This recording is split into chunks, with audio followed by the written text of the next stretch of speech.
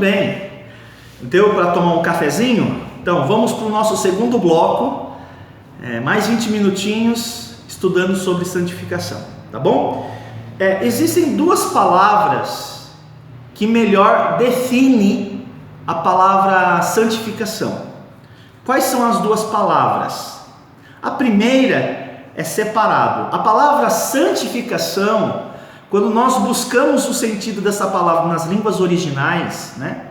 A Bíblia foi escrita em 3 idiomas, né? O Antigo Testamento, né? Os 39 livros foram escritos, a maior parte na língua hebraica, ok? Também foi escrito algumas partes em aramaico. Já o Novo Testamento foi escrito majoritariamente na língua grega. Então, quando nós pegamos a palavra santificação e percorremos pelos 66 livros da Bíblia, um sentido da palavra santificação é separação. Então, se eu perguntar qual é a palavra que melhor define santificação, a primeira palavra, você diria separado, né? Separado do pecado, separado para Deus, né? Isso é santificação. Eu me separo do pecado, né? E me separo para Deus. Isso é santificação. Uma segunda palavra que nós encontramos no vocabulário dos originais, que melhor define santificação, é consagrado, né? Eu vou me consagrar a Deus, eu vou me consagrar ao serviço cristão. Quando eu me consagro a Deus, eu estou me santificando.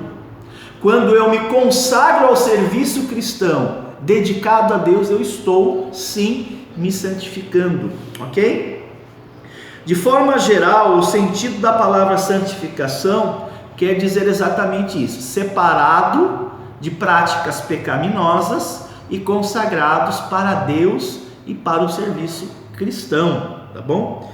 Eu gostaria aqui de abrir um parêntese. Nesse parêntese, eu quero dizer o seguinte: o que não é santificação? Corre aí entre algumas denominações, alguns pastores ficam pregando algumas coisas aí que não procede, tá? Não tem respaldo bíblico, tá? O que não é santificação, tá bom? Não é santificação. Santidade não quer dizer que você não peca mais, ou seja, um estado de impecabilidade, né? Ou perfeccionismo. Existem algumas correntes que acreditam que o crente pode chegar num patamar de vida cristã que ele não peca mais. E quando ele peca, não é pecado, é erro, é só um errinho que ele faz. Isso não tem respaldo bíblico, tá bom? Enquanto nós vivemos neste mundo, ok? Com essa natureza pecaminosa que está instalada na minha alma, eu estou sujeito a pecar. O poder do pecado pode ser enfraquecido, mas não desaparecido, ok? Então não existe um estado onde o crente não peca mais. Não tem. Não existiu. Inclusive você pode procurar os melhores personagens da Bíblia, eles afirmavam ser grandes pecadores, né? Mesmo depois de salvo, de convertido, tá bom? Então não existe o perfeccionismo, tá bom? É impossível, é um contrassenso, porque somos imperfeitos. Santidade também não quer dizer salvação. Muitas pessoas confundem santidade e salvação, tá bom? Santidade é uma coisa, salvação é outra. Algumas pessoas, na melhor das intenções, não acredito que eles façam isso por mal, né? Mas a santidade não pode levar alguém à salvação, ok? A santidade não pode levar alguém à salvação. A única pessoa que pode me levar à salvação é Jesus Cristo. Tá bom? Se você afirma que a santidade leva você de algum modo à salvação, quer dizer que você vai conquistar por meio de méritos, esforço, a salvação. Não, santidade é uma coisa, salvação é outra, tá bom? Então esse é um segundo erro que alguns cristãos com boas intenções cometem. Santidade é impossível levar alguém à salvação. A santidade tem como finalidade não a salvação. A santidade tem como finalidade enfraquecer o poder do pecado sobre mim.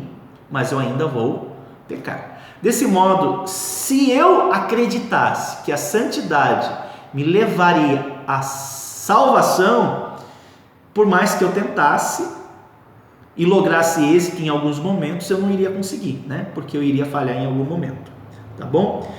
A santificação tem 3 aspectos que é importante você anotar, tá bom? Pega a caneta aí e anota. 3 aspectos da santificação. Quais são elas? Os 3 aspectos. Coloca aí. Posicional, experimental e final. Tá? Existem 3 aspectos da santificação: posicional, experimental e final. Eu vou explicar rapidamente o que significa cada uma desses aspectos da santificação. Vamos lá. A santificação posicional quer dizer o seguinte, é bem simples. Posicional tem a ver com posição. Quer dizer o seguinte: no momento em que você foi salvo, você lembra o dia que você recebeu a Jesus como seu Salvador? Então, foi naquele dia.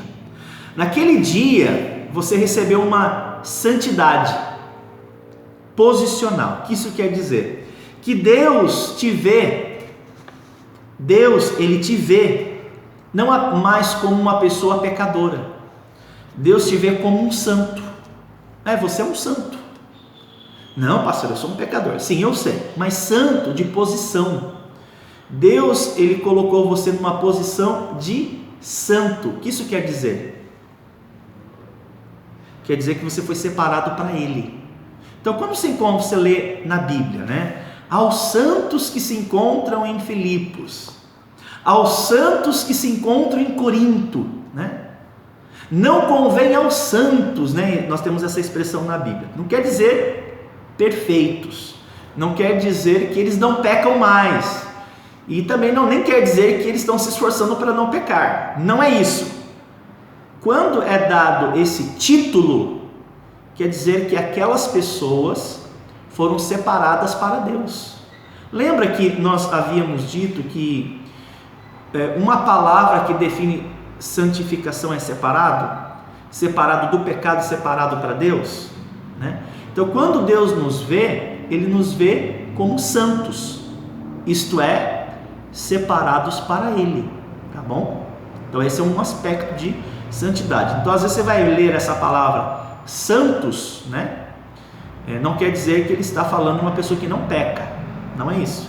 Ele está se referindo a uma pessoa que foi separada por Deus para Ele, né? Por causa de Jesus, né? Jesus morreu na cruz, Ele recebeu, então agora Ele pertence a Deus, ok? Faz sentido? Uma questão de posição, né? Fomos separados para Ele. Tem um segundo aspecto que na verdade é o que envolve o nosso estudo, né? Que é a santidade experimental, né? O que seria a santidade experimental? É aquela santidade que teve início na conversão, começou no dia que você recebeu a Jesus Cristo e ela é contínua, é um processo, que é o que nós estamos estudando.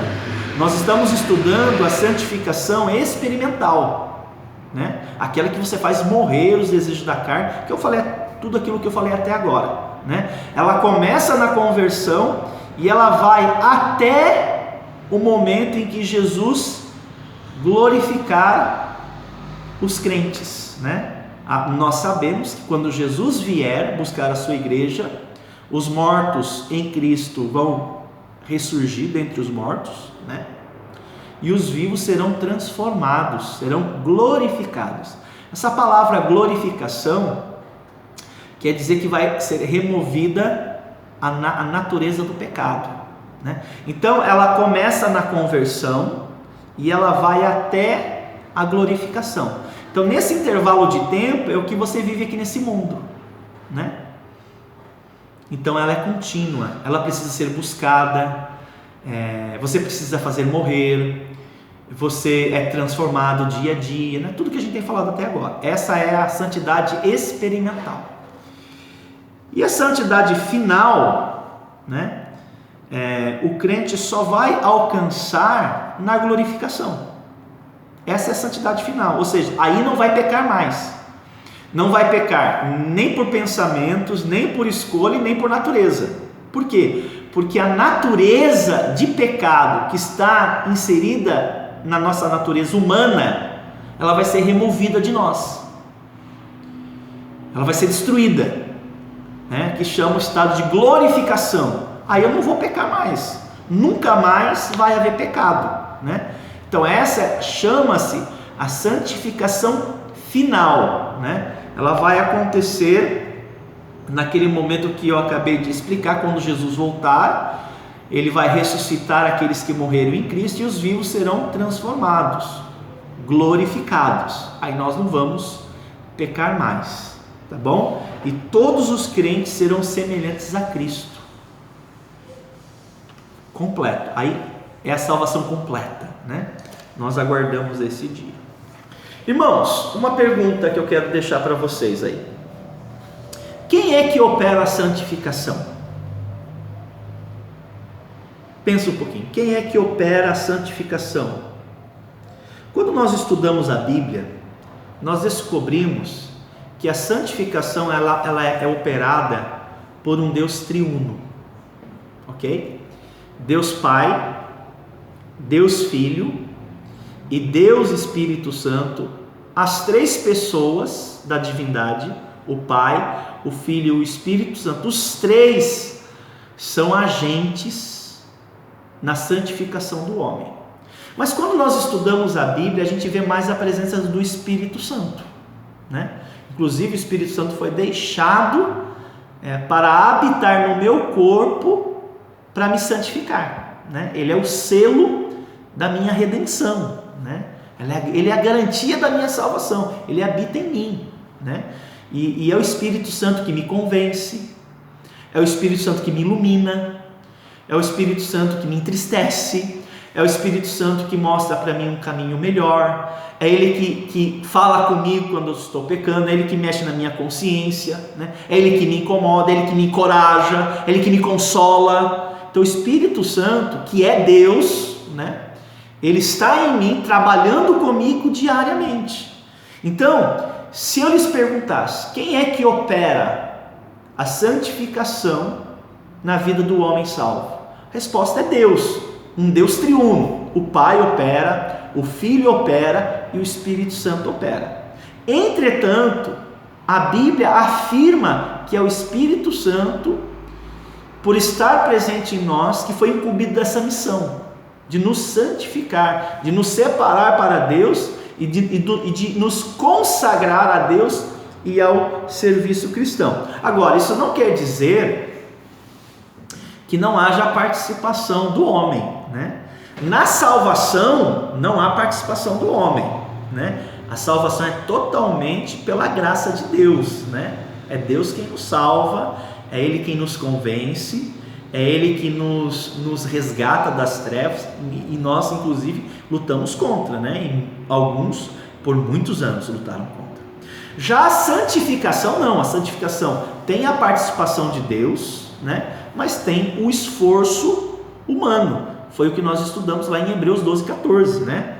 Segue a paz e a santificação, sem o qual ninguém verá o Senhor. Então ali demanda uma dedicação da minha parte. Na salvação não, na salvação é totalmente de Deus, mas na santificação tem a responsabilidade humana nesse processo. Então é importante que você entenda isso. E essas duas verdades, elas não se contradizem, tá bom? Pelo contrário, quando a gente estuda a Bíblia, essas duas verdades, elas se harmonizam, tá bom? E para a gente encerrar a nossa primeira aula, né? O nosso tempo já está terminando. Eu gostaria de tratar de um assunto, ainda sobre essa questão de conceitos e definições. Quem é que está apto a se santificar? Entendeu a pergunta? Quem é que está apto a se santificar? A resposta, meus irmãos, é que somente aquele que foi regenerado, somente o homem salvo pode se santificar. É impossível exigir de um ímpio, tá bom? Por vários motivos. Ele não é convertido, ele não foi separado para Deus, o Espírito Santo não habita nele, tá bom? Então tem vários motivos. Então, quando nós falamos sobre santificação, somente o regenerado, aquele que nasceu de novo, aquele que recebeu a Jesus pela fé e foi convertido, é que pode entrar no processo de santificação. Por isso que a gente percebe em algumas igrejas, algumas pessoas que frequentam igrejas, até foram batizadas, eles não conseguem se santificar, né? E às vezes o motivo pelo qual eles não conseguem é que eles não são salvos, né? Uma pessoa que não é salva, ele não consegue não pecar, ele não consegue, ele consegue até resistir um pouquinho, mas ele vai pecar. Já o homem convertido, ele consegue mortificar os feitos da carne, porque ele está sendo transformado, Deus está operando nele, o Espírito Santo habita nele, então ele pode sim entrar num processo de santificação, tá bom? Então tá bom, meus irmãos, então esta foi a nossa primeira aula sobre definições e conceitos. Se você assimilou, parabéns, tá bom? Se você não entendeu alguma coisa, você pode assistir novamente o vídeo ou talvez fazer uma perguntinha para mim. Eu vou compartilhar com vocês depois no grupo lá, tá bom? De estudos bíblicos, as 3 tarefas. Uma delas você já sabe, tá bom? Vai ter uma provinha com base na aula de hoje, tá bom? Então, você pode estudar tudo que você tem para estudar antes da prova. Abriu o arquivo, já era, tem que fazer a prova, tá bom? Você pode dar uma olhadinha numa perguntinha, falar, eu vou responder essa porque eu vou dar uma pesquisada. Não faça isso, tá bom? Isso não tem proveito nenhum. Mesmo que você tire uma nota baixa, é melhor você recuperar, mas aprendendo do que colando, tá bom? Então, espero que você tenha aprendido, tá bom? E tudo mais. Então você já sabe que vai ter uma provinha, tá bom? Eu vou tentar dar antes de quinta-feira para não ficar corrido nem para vocês, nem para mim, tá bom? Então eu vou te dar já a primeira tarefa. Pastor, mas a provinha já não é tarefa? Mas você já sabe que vai ter. São 3 tarefas, né? Então eu vou te dar mais uma agora. Eu quero que você escreva para mim hoje ainda, o que mais chamou sua atenção nesta aula sobre conceitos. O que mais chamou sua atenção nessa primeira aula sobre conceitos, entendeu? Então, sobre tudo o que eu falei, eu quero que você coloque. Mas não coloque uma coisinha pequenininha não, né? Eu quero que você escreva, olha, o que mais chamou minha atenção foi sobre isso, tá bom? Aí na próxima aula eu vou fazer da mesma dinâmica, eu vou responder essa mesma pergunta, eu vou ver as questões da prova e tudo mais. A outra tarefa eu mando para vocês, tá bom? Vou mandar depois para não te desencorajar, tá bom? Então Deus te abençoe, vamos continuar orando, tá bom? Nós temos alguns irmãos participando de outras igrejas, não somente de Boas Novas, mas temos alguns irmãos que estão participando, tá bom? Outros irmãos também poderão ingressar nesse estudo, vai ser muito proveitoso. Então Deus abençoe todos vocês e até breve.